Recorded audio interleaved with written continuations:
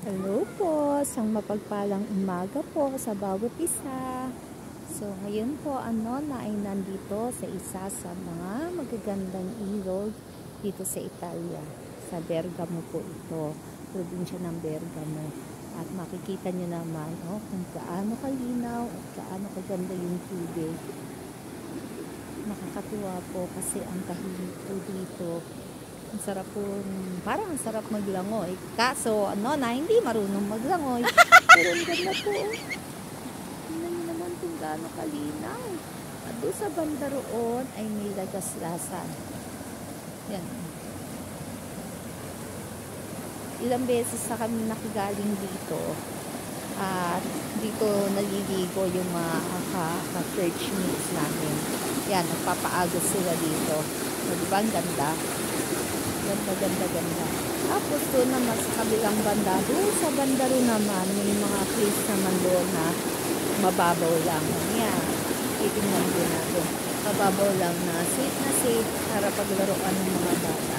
Yan, napakaganda dito na pwedeng mag-enjoy ang mga matatanda at the same time safe din para sa mga bata. So talaga napakaganda na mag-relax dito.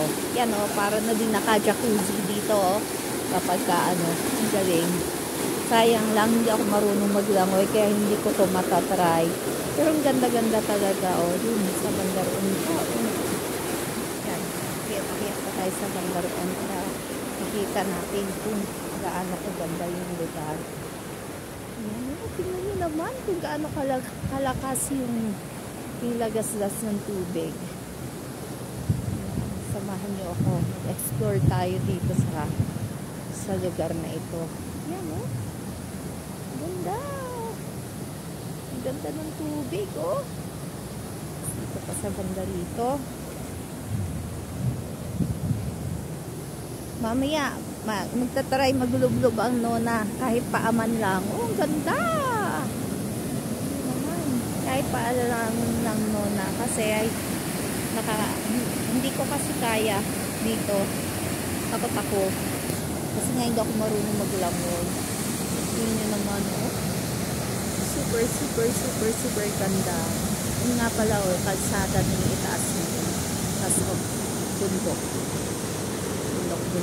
So, ayan. Share ko lang kung gaano kaganda itong lugar na ito.